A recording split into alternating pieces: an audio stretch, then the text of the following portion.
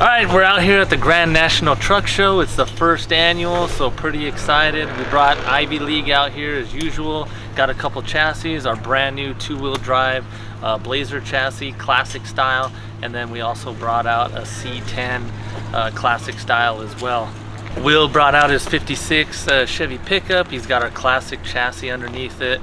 It's running a small block Chevy, but big inch, 396 cubic inches, so that thing's pretty badass. He puts the power down, he takes it on long trips. He's actually taken it